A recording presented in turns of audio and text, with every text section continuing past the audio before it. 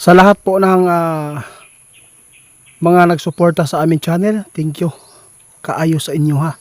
Dahil po ay marami pong mga nakapanood nito ay nakuhaan jud nila og idea o mga advice na nakahatag sa kailaha na hindi pa nila nabigyan po ng idea. Kaya nakapag-idea na po sila guys dahil po sa kanilang napanood sa ating mga kaibigan.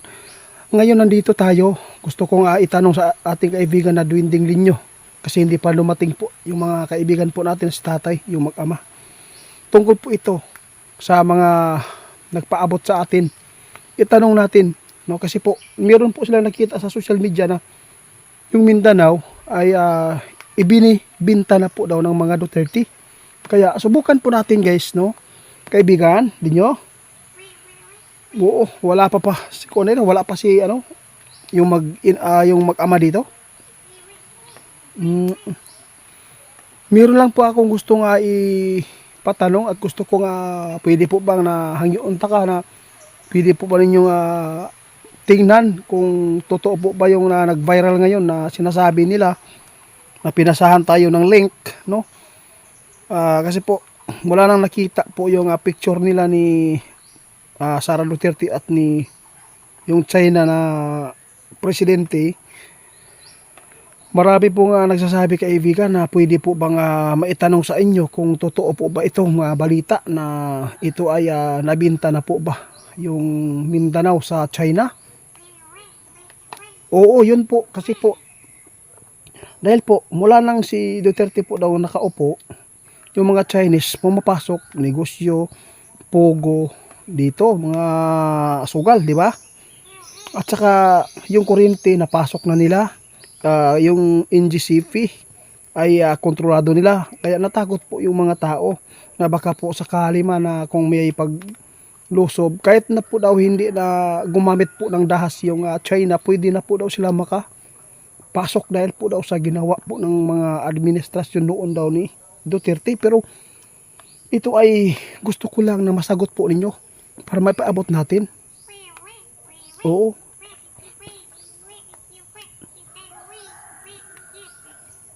Guys, alam po ba ninyo, sabi ng ating kaibigan, marami pong mga tao na pwede pong gumawa ng istorya dito. Dahil po sa galit po nila sa mga Duterte. At saka, meron pong malaking pakay po yung nagpaabot nito, Sa totoo lang, nakita ng ating kaibigan na kung meron man po kayong nakikita po sa mga social media, huwag po masyado tayong agad na magtiwala o maniniwala. O kasi po ang iba ay pwedeng gawin yan dahil po sa paninira nila para kung sakali man na dumating ang punto na maghalal ulit, kasi po sobrang lakas din po talaga yung mga Duterte. Kaya ito po yung sagot ng ating kaibigan kung naibinta na po ba. Yun po kaibigan, gusto ko maklaro na to kung naibinta na po ba yung Mindanao, yung Pilipinas.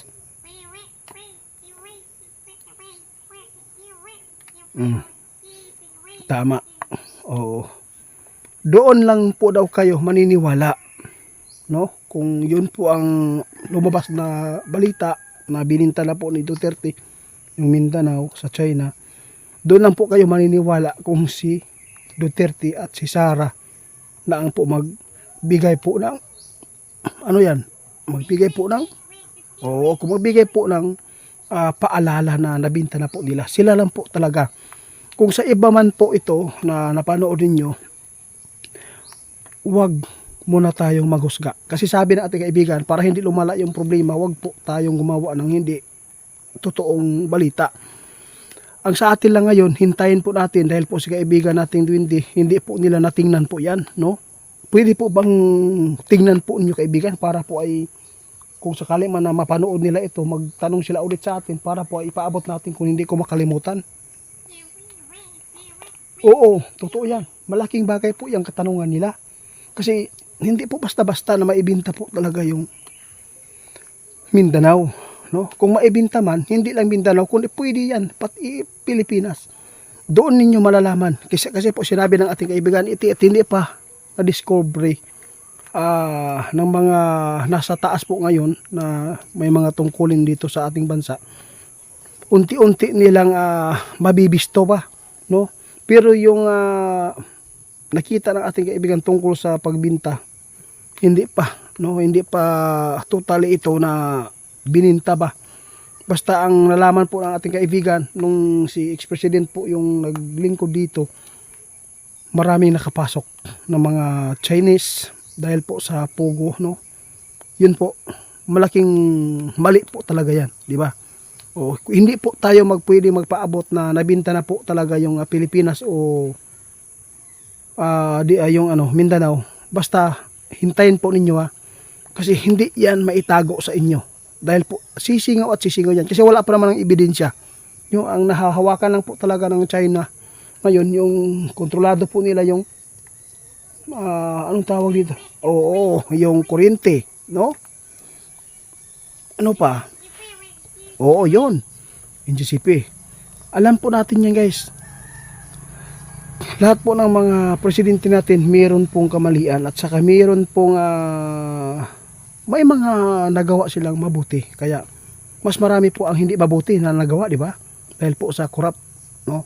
Kaya ito po ang pakisuyo namin, kaibigan, para po ma-aware po ang lahat kung totoo na po ba na nabinta. Gusto kong tingnan po ninyo o sige po, maghintay ako sa balita ninyo Guys, before po ito maipaabot natin, hintayin ko na lang si kaibigan natin, tingnan siya po yung magpapaabot to at titingnan po nila kung totoo po ba itong mga balita na nabinta na po yung Mindanao.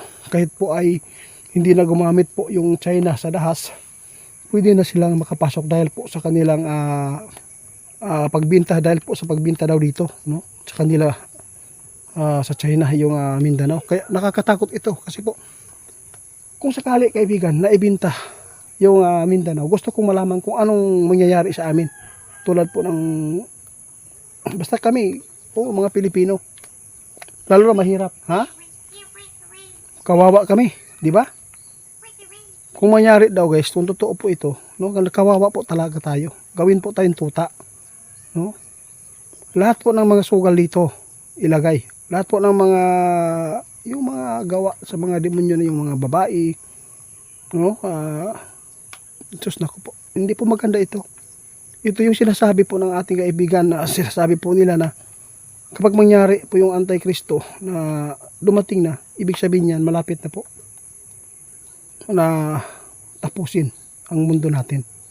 Kaya maghintay po tayo. Ayaw ko pong magpaabot na hindi po totoo dito kasi patingnan ko lang muna ni kaibigan, no? Para ma-aware kayo, para malaman po ninyo kung naibinta na po ba. Kung naibinta na ito, wala po tayong wala tayong daganan, no? O totoo yan. Kahit anong oras sila pumasok dito, yung mga Chinese, yung mga China.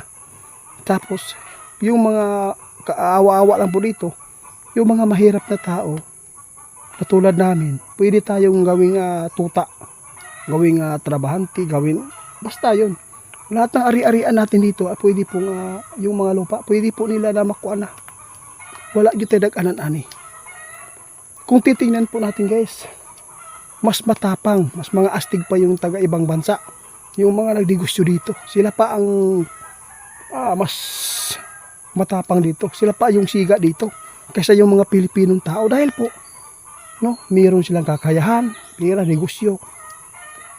Yun po, number one po. Sila po talaga yung nakapagbigay po ng gulo ng ating bansa. Kung katulad lang po yung kay Trump, di ba, kaibigan? Ipa-deport, di ba? O kung ito ay gawin po ng kaya lang kung gawin po ito ng presidente natin ipa-deport ng mga China, mga Chinese, taga ibang bansa, pabalikin doon sa kanila, parang may malaking mawawala dito sa atin, di ba? Hirap po talaga na walang sariling natin. Di tulad sa iba, doon sa ibang bansa, doon sa Amerika, may sarili silang may kakayahan sila na sobrang talino talaga ni Trump. Kaya salamat kaibigan sa pinapaabot. At least po natugunan ko po kayo. Huwag kayong mag-alala. Ipapromise daw ni kaibigan. Natitingnan pa niya kung ito po ay totoo ba na nabinta na po ba ng mga Duterte yung Mindanao. Salamat kaibigan.